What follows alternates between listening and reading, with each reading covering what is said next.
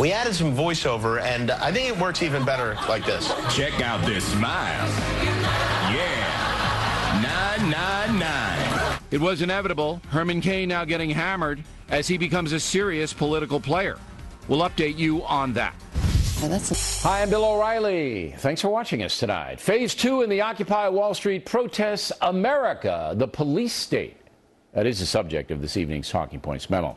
On Tuesday, about 1,000 protesters gathered in Oakland, California, and major concerns began to arise. There was a rat problem, vandalism, fights, and fire hazards. Medical responders were denied access to the protest site on 2 occasions. So the city of Oakland decided to move the protesters, and police did that. But later on that day, some of the occupiers tried to return to the plaza outside City Hall. Police told them they could not return, and violence broke out. At least 200 arrests were made, scores of people injured, including a number of police officers. Property was destroyed, and the cops used tear gas and beanbag rounds to disperse the surging protesters. Oakland Police Chief Howard Jordan. Our job is to protect life and property and make sure that the citizens of Oakland are safe. Our officers were assaulted with bottles, rocks, and had hazardous materials thrown at them. Enter the Radical Move On organization, which is funding some of the occupiers. It took just hours for them to produce this video. For weeks, Occupy Oakland participants have peacefully exercised their First Amendment right to protest the Wall Street greed that has left our economy in shambles. On October 25th, police shamefully, recklessly, brutally tried to silence them.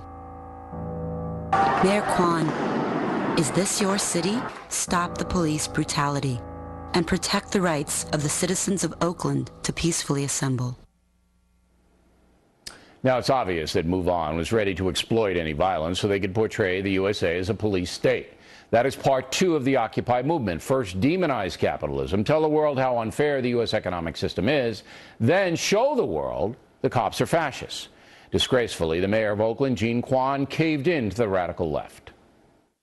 What I wanted to say to you tonight is how deeply saddened I am about the outcome on Tuesday. It's not what anyone hoped for. I understand it's my responsibility, and I want to apologize to everyone about what happened. We have many poor immigrants, we have many people who go to bed hungry.